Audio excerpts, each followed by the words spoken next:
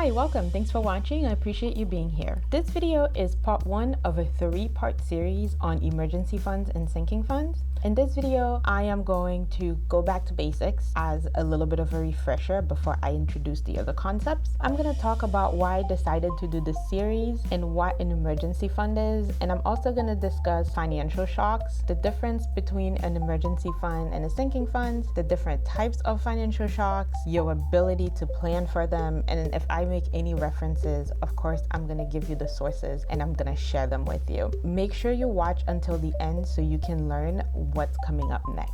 But first, here's a little bit about me. Hi, welcome to my channel and I'm glad to have you here. Here's a little bit about my family. Our household consists of myself, my husband, and my toddler. My mom also lives with us, but she's not included in our finances. My husband and I both went to graduate school, but we no longer have student loan debt, fortunately. I work in banking and he works in aviation. I handle all of the family's finances and I love my role as the self-appointed CFO. I love talking about all things money, making money, saving money, investing money, and optimizing my portfolio and my finances in general. I look forward to taking you on a wealth building journey with us. I hope you enjoyed the videos and the channel as a whole, and I look forward to getting to know you. I am very open, so feel free to send me messages at any time or starting conversations in the comment section below. So why did I do this series? A lot of people agree that emergency funds are critically needed in America.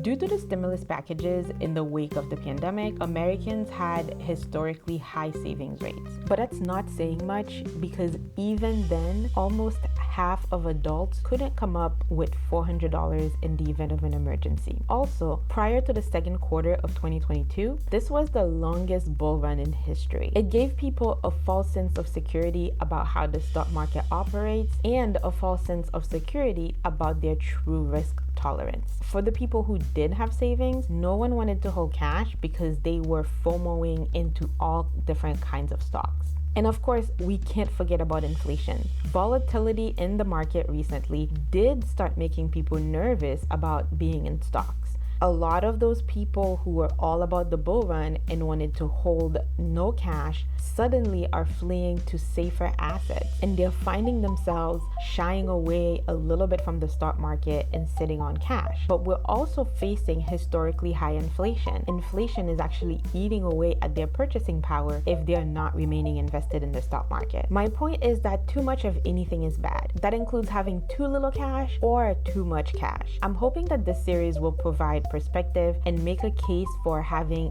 balance when it comes to handling cash in a smart way without hindering your short-term needs or your long-term goals. As I mentioned, this is part one of a three-part video series on emergency funds and sinking funds. All three videos should be watched in sequence. If this is the first video that you're seeing, you are certainly in the right place. Now that we've gotten that out of the way, let's talk about emergency funds. If you are enjoying this video so far, don't forget to hit the like button so the algorithm knows that it's good, and of course subscribe for more content. If you think any of the information that I provide here might be helpful to somebody else, be sure to share it with them. What is an emergency fund? An emergency fund or a rainy day fund is a pot of money that you set aside to cover you in a financial crisis. It is typically an expense that you cannot cash flow with regular income. An emergency fund is a critical piece of your overall financial well-being, and it should be part of any good financial plan. Everyone should have an emergency fund, even if the amount, the source of the emergency fund, or the way you administer the emergency fund is going to vary based on your respective profile. Since we're talking about financial crises and financial shock, we should talk about what a financial shock is. A financial shock is a type of financial obligation that can negatively impact you in the short, medium, or long term. It could have to do with either income, expenses, or both. It could be planned or it could be unplanned. Financial emergencies are all different. All unplanned financial shocks are emergencies, but not all financial shocks are unplanned. If not all financial shocks are unplanned, that means that some financial shocks are foreseeable to a certain extent. And that is where the sinking fund comes in.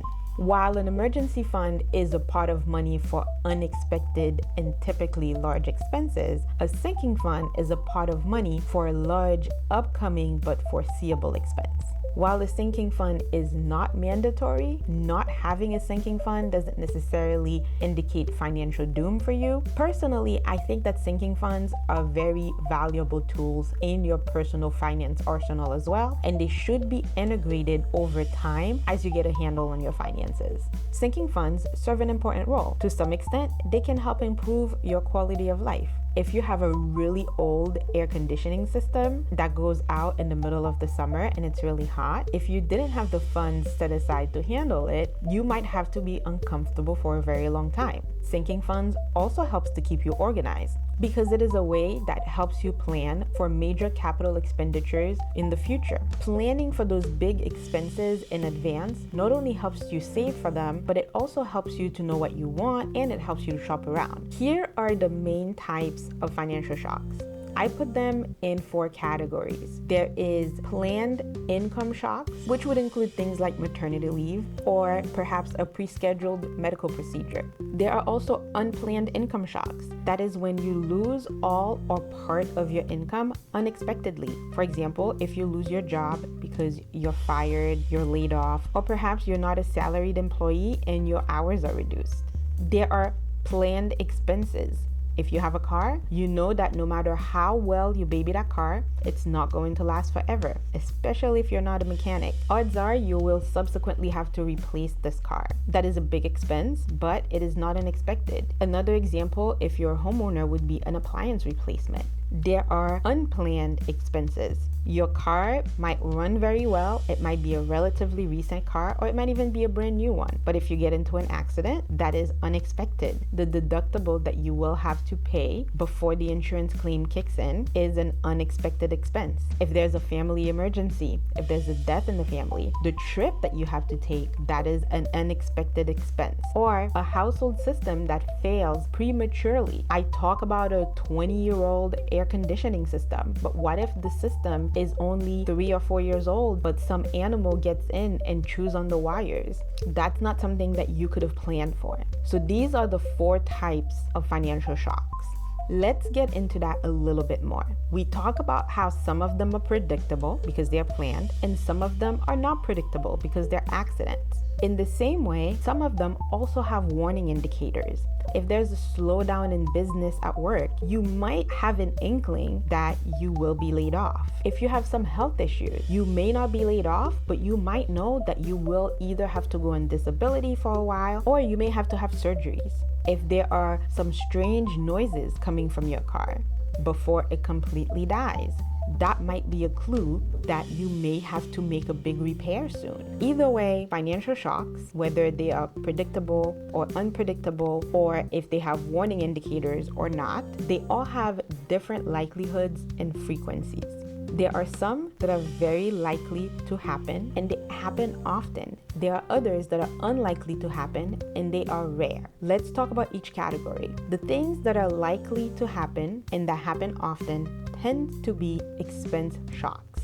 The things that are unlikely to happen and are rare tend to be income shocks. Now, I'm going to take a moment and be clear that when I say rare, it does not mean that it doesn't happen. It means that it happens less often than expense shocks. In the last 15 years, I have had to buy 2 dishwashers. On the other hand, in the last 15 years, even though I have changed jobs by choice, I've never gotten fired or laid off. It doesn't mean that I can't get fired. It doesn't mean that I will never get fired. It is just an example to illustrate that some things happen more often than others. So this is it for part 1. I hope you enjoyed this basic refresher, but be sure to tune in for what is next. In part 2 of this video series, I will discuss sources of financial liquidity, and I will be covering where and how you can pull money for as little as possible. Make sure you subscribe to the channel and turn on the notifications so you don't miss when new videos come out. And of course, whenever I give specific statistics, I always provide my sources. Here is my source for the statistics on 40% of adults adults not being able to cover a $400 emergency. It is from the Survey of Household Economics and Decision Making by the Federal Reserve. But before you go, I have a question for you as usual. Do you have an emergency fund? If so, how many months of expenses do you have? If you don't have an emergency fund, are you working towards one? Leave your answer in the comment section below, and I look forward to hearing from you. I hope you enjoyed the video, and I will see you in the next one.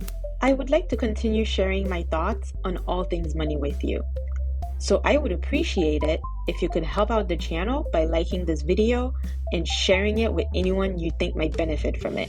If you want to see more content, be sure to subscribe and hit that notification bell so you can know when new videos come out. I'll see you in the next one.